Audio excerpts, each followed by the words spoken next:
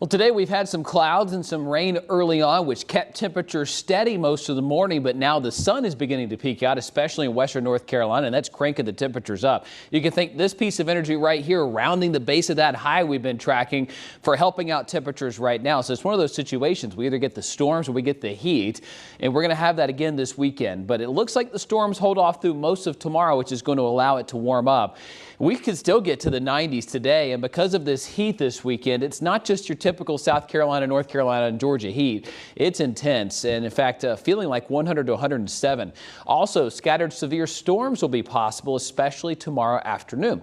Right now, we're up to 85 degrees after spending most of the morning just at 80 degrees because of the cloud cover and the showers we have, but the humidity's coming to full fruition outside. It kind of hits a little harder, right? It feels like close to 90 degrees in most communities. If you're going out this evening or have any kind of plans outdoors, it's going to be hot. Steamy through about 8, 9 o'clock, still in the 80s even by 10 or 11 o'clock tonight, then settling on down to the low to mid 70s. Tomorrow morning we'll wake up in the low 70s. You know it's going to be a warm day, and with this kind of pattern, you can't rule out those showers or thunderstorms at any given time, but the more favored time or the higher chance is going to be in the afternoon and evening plans.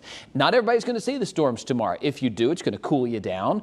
If you don't, you're going to stay sitting right there at about 90 degrees well into the evening hours. Same story for the mountains, about a 30 to 40% chance of the storms, and those of us that do see a storm, because of this heat right here, they could really pack a punch. We've got low to mid 90s showing up for the thermometer tomorrow, but you know it's going to feel warmer than that, close to 100 for a feels like temperature tomorrow afternoon when you factor in the humidity. Same story on Sunday, and in fact Sunday appears to be the hottest day of our heat wave here, 103 to about 107.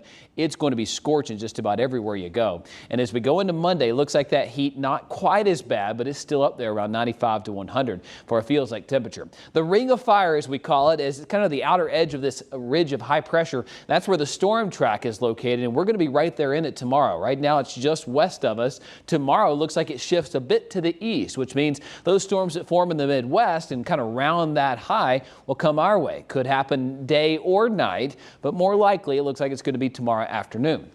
Let me show it to you. So most of tomorrow, unlike today, will be sunny.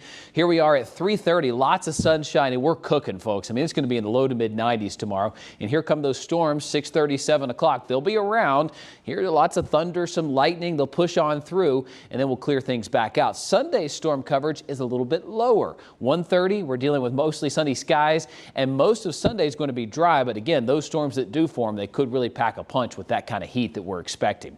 Let me show you the 4-day, because we've got the heat cranking, an impact day tomorrow because of the hot weather, the strong storms possible. Hot and humid again on Sunday at 93 degrees.